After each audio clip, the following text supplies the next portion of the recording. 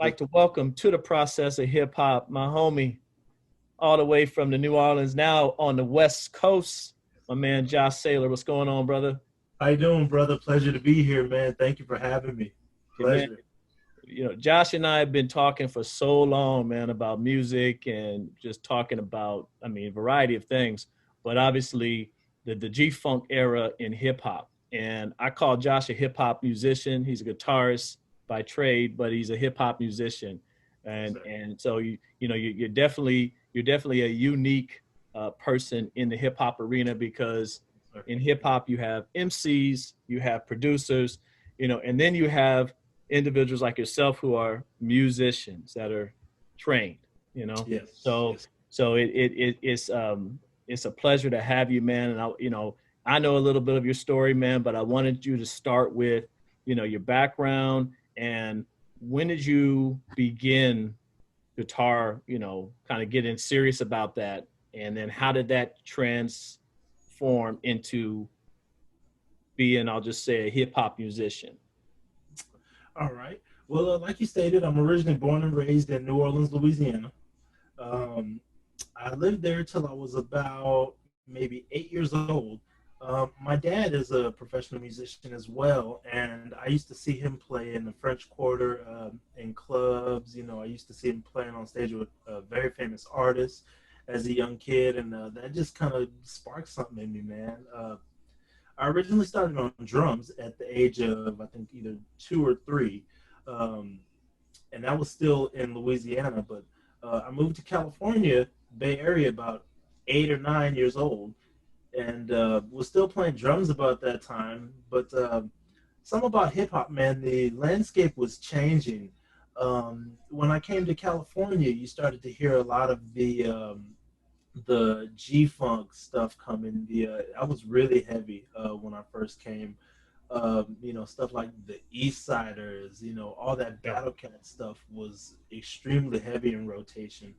Um, and that whole sound just sparked something different, man.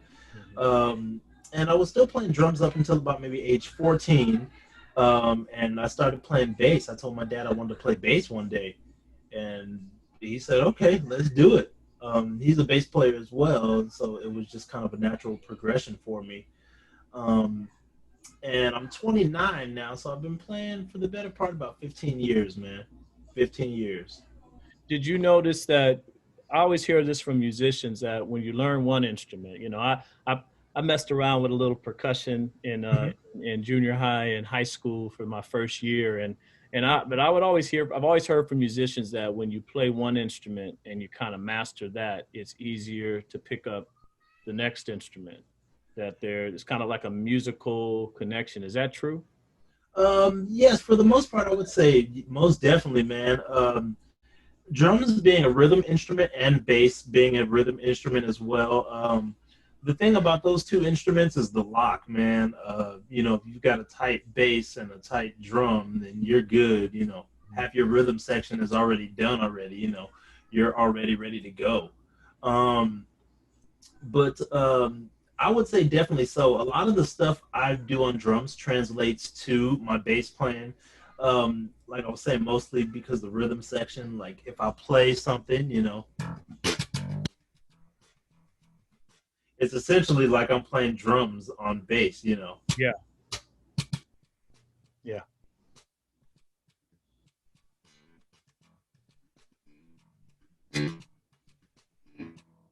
So it essentially does carry over, and it made it a lot easier because I had a lot of the rhythm down, as far Ready. as like note patterns and things like that. So it definitely, I would say, it does make it a lot easier. Hmm. And you were already a fan of hip hop before you picked up the bass guitar, and like you said, it was, you know you kind of, it sounds like you picked up the bass as hip hop was just on its ascension to be in the most popular genre. And the early 90s, Hmm. I'll say, G Funk was alive before then, Yeah. but you had some classic musicians and that obviously lent themselves to the G Funk era. Obviously, George Absolutely. Clinton, Parliament, Yes, Bootsy sir. Collins, that that whole I'll just say group of individuals Yeah, were that whole key, lineage, exactly. Yeah. key behind that. But were there some specific bass players that you either patterned your style after, or that you were just really inspired by? Yeah, man, I can probably name about five or six off the top, man. Number one being my dad. He was the first bass player I ever saw, and the first one that I saw that just killed it every time he, put his hands on the instrument. He still plays to this day, man, and he's a hell of a player, man. He's something else, man. Um, a lot of the guys from the G Funk era, man, were really huge, man. Yeah. Colin Wolf, the main guy, on the Chronic stuff, huge influence, man. I remember I was used to sit in my room with headphones on, man, and we lived in a Christian house, man. So it's kind of like the G Funk stuff was, Yeah, yeah. not tolerated. So I used to sit in my room and sneak with headphones on, and playing all the Dr. Dre stuff, Cornelius Mims, the bass player on all the Death Row stuff, all that Tupac stuff, man. Another bad boy, man. Yeah. Um, that's those two And right he's there, on man. Scandalous, I believe. That's him on Scandalous. Oh yeah, Yeah, oh yeah, yeah, yeah, man. Oh yeah, another bad one, man. I spent hours and hours trying to replicate his feel, his sound on that, man. yeah, yeah, Like all that. I still can't play it right, but it's just one of those. It's just one of those songs, man. That's an absolute classic. yeah. Um, all that stuff. The Only God Can Judge Me. All that stuff. And we had talked, a Yeah. while back, and we had, I remember us talking, man. This was months ago, a long time ago, Yeah. and we're talking about, why, hip hop music was originally samples and Mm-hmm. break beats. So it was you didn't have live studio musicians. Mm-hmm. It was, it's funny, they were sampling live studio musicians, but they didn't have musicians in the studio playing the Right. instrument. So Right. what Dre did was on the Chronic, and, I know, also shout out to Cole 187, Yes, because I know sir. he was involved in that from Above the Law, Yeah, and I know absolutely. there's a a little bit of a controversy as far as who came up with the G Funk sound, but that's Mhm. another Right. conversation. But when Right. Dre did that, you and I were talking about how when you have musicians playing in a studio for a track, it just hits so hard Yes, sir. more than a sample does. Samples Oh are yeah. great, but something about that live musician playing the instrument. So Yeah. again, going back to some of the and I remember when the Chronic came out, obviously you had that, and right around the same time, or right before, it was actually before the Chronic, the Low End Theory. Yeah, that's right. The Low End Tribe. Theory Oh had yeah. Ron Oh Carter, yeah. Ron Carter on Yes, the beat. sir. And so you started to see hip hop, as it has always, evolve, and Mm-hmm. that became much more popular. Mm-hmm.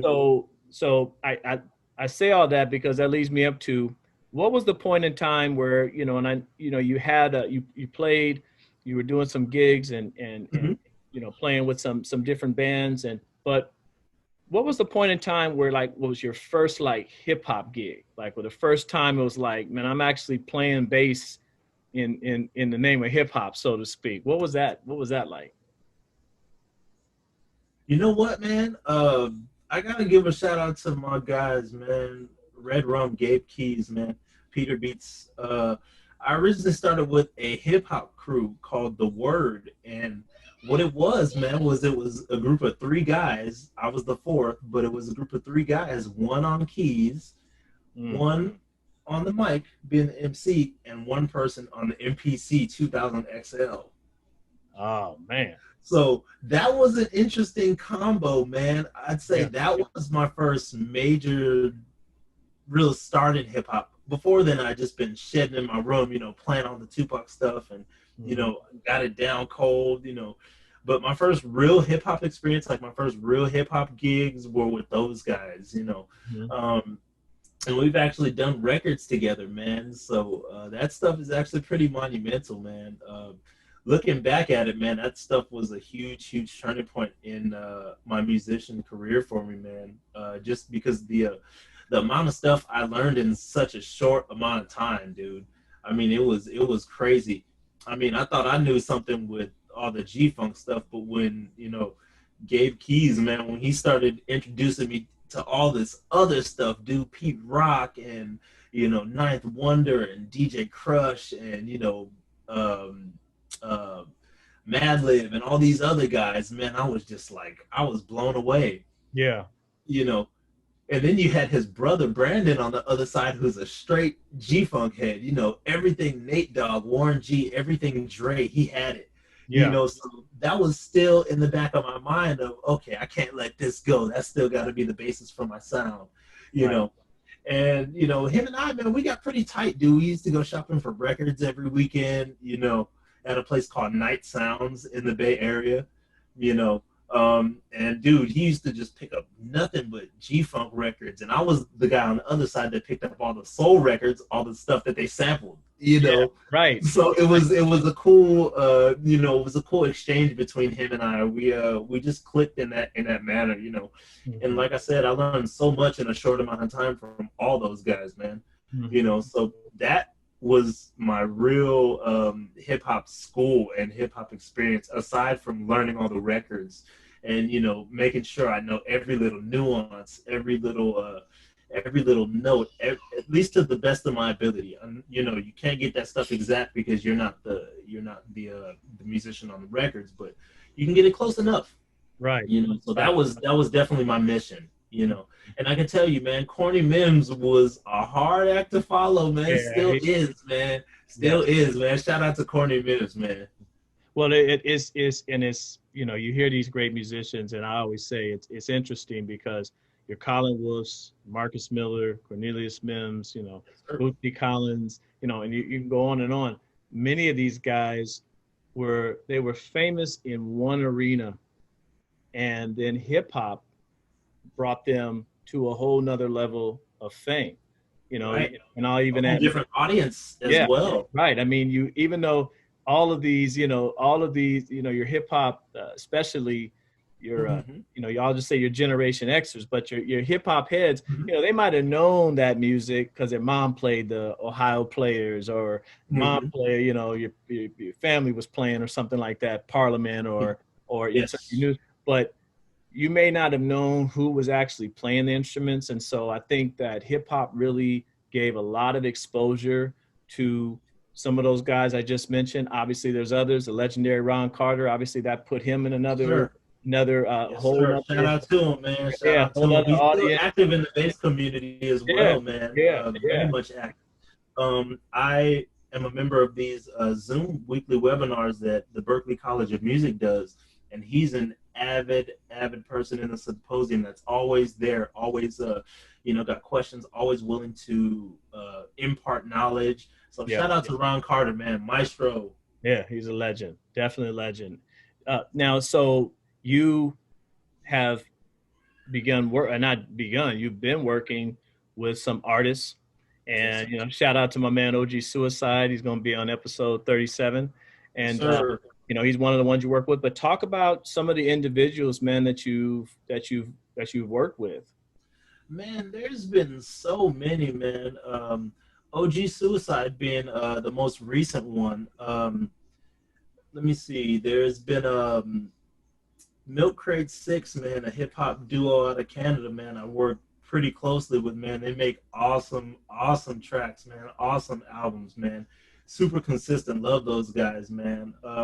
A few local artists here in the area as well. New artist that's coming out, Adrian Simone. She's super dope, man. I've been working with another artist, West Coast artist by the name of Smooth Assassin, who's really dope. And I also have an EP coming out with an artist by the name of Sherelle Terry. Shout out to Sherelle Got Vocals. Hey, yeah, yeah, Yeah. Another super talented singer, man. She's awesome and she's dope at what she does, bro. So be on the lookout for her, man. Album's gonna be fully produced by me, so it's gonna be some yeah. crazy stuff on there, man. We definitely gonna have some funk on there, man. We gonna keep it G too, though. Yeah. I was gonna say You know? it's definitely that's definitely a requirement. So Oh yeah, oh yeah.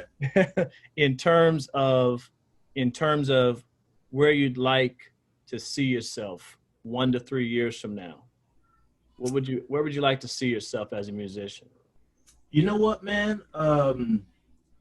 It's a never-ending journey, man. So I realized for me, the goals I set for myself, man, every time I pass them, I don't even realize it because things are just moving so fast, you know. So for me, honestly, the goal is just to keep working, man. Just to keep being active in the industry, which I love, you know. I love everything that has to do with music, even if it's not playing an instrument, you know. I'm an avid, researcher. I love reading and learning the history about music, learning the history of equipment, gear, you know, learning about the programs that we use as musicians, you know, engineers, producers. So I'm very much a student, man, and that's never gonna change, man.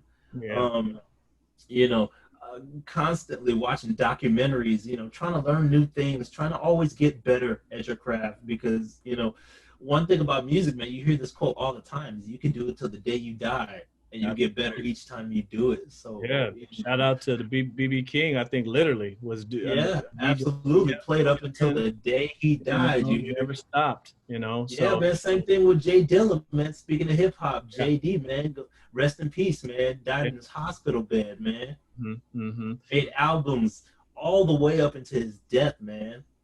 Well, You know, and 3 days music. after he released the album, he dies, man. Like that's Yeah, the no, it ultimate was passion, man. Like that's his story is you know it's like it's unbelievable because I mean all that's those a things you just said. It's just like how he yeah. and it's so reminiscent of other musicians and other legendary artists where you Mhm. know like a comet, man. For a brief period of time, they're just flashing through the sky and then they're gone. You know. Yeah, man. And that's the thing, man. Now everybody has this thing about giving people flowers while they're here. I mean, yeah, that's true. But in my opinion, man, y'all should have been giving dude flowers Yeah, from the yeah. jump, To you be know. honest, yeah, But for of sure. course, stuff takes time. Not everyone catches on, you know. I can tell you, I didn't. As far as JD goes, it took me a little while to catch JD. When Yeah, I used to listen to JD, I used to be like, man, his stuff is scary, bro. It kind of trips me out, man. But you know, that's the power of music, man. You know, the more and more you start to listen to it, the more it starts to overtake you, the more you start to feel things you haven't felt before, the right. more it starts to, get inside and really starts to change you, man. You know, music is a powerful tool, man. I tell people that Sure all the is. time. It sure You is. No, know, it think yeah, about it, it's one of those things that's kind of going to be here forever. I mean, we're still listening to symphonies from hundreds, thousands of years right. ago, man. Yeah. So it's just like, And it's a unifying force too because yeah, you know, I'll say this: hip hop is probably largely responsible for exposing people to black culture because it was such a I mean it was one of those things where people could listen to it in their suburban homes hmm and kind of get a taste of black culture without actually going going to right, the black neighborhood. And so right. it and then when you have groups like Wu-Tang Clan Mhm. and NWA and again Tribe and where Yeah, they're able to go worldwide, and sell out in Denmark, yeah, and in Belgium. And I mean, they're able to go anywhere. I mean, it's like, and these are people that don't necessarily even speak English. and that's the crazy part. Can rap every Yeah, they can rap word, every bro. word though. It doesn't, music is definitely a unifying force, which Hey, man, that's why they call it the universal language, huh? It's literally absolutely, one of those things, you know. absolutely. It's literally a unifying thing. It's universal, man. It connects a lot more than people think, you No, it know. really does. And Like you say, man, you don't even have to speak English, and you can put doesn't on a matter. dope song, and then a person from Germany will be standing next to you and start bobbing their heads. You Yeah, know, like yeah, that's yeah. They know that it. that's an instant connection right there. You know what I mean? It's like, Absolutely. So, and I'm gonna have you come back, man, and we're gonna really dive deep into some G Funk and oh some yeah, man. You see, I classics, got my man, bass here, man. I'm ready, man. and have you play play some stuff, man. But I wanted this part one for people to get to know Josh Saylor, the hip hop musician, Yeah, guitarist, yeah, collaborator, man. And yeah. so, what is the best place, man, for people? I know this information, by the Mhm. way, aka Mad Scientist. Yes, Josh sir. Saylor, what is the best place for people to stay in contact with you, man, and keep abreast of what you're doing? Man, best way, man, I'm on Instagram right now. That's the platform for me right now, man. Instagram, the Mad Scientist, THA underscore MAD underscore scientist, SCIENTIST. And then you can also catch me on YouTube, the Mad Scientist Base. Same spelling, THAMADSCIENTIST Base. I got new clips coming every week, man. Every Tuesday we upload and dropping something, man. So make sure you like, comment, subscribe. Get with me. Yes, sir. Well, again, Also, I'm working with a company by the name of Loops for Producers right now. Shout out to Duke. And what we're doing is releasing sound packs and construction kits for producers. People that are looking for a fresh new sound, something to take their sound to the next level, man. So right. make sure you visit loopsforproducers.com, man. We got a lot of interesting stuff coming for y'all, man. A lot of dope stuff already out, man. Y'all need to get with it. Loopsforproducers.com. Okay, Josh Saylor, aka the Mad Scientist, man. Thank you so much for joining the process of hip hop. Again, this is part one. We're gonna be back with Josh part two. And so again, man, best of luck to you. See you in a little bit, bro. Yes, sir. Thank you again for having me, man. Shout out to everybody that's been rocking with me, man. Shout out to all the legends, man, that showed me love. Colin Wolf, Chris the Glove, Battle Cat. Shout out to all you guys, man. 1500, man. Sherelle got vocals. I rock with y'all. If I forget anybody, charge it to my head, not my heart. Love y'all. All right, man. All right.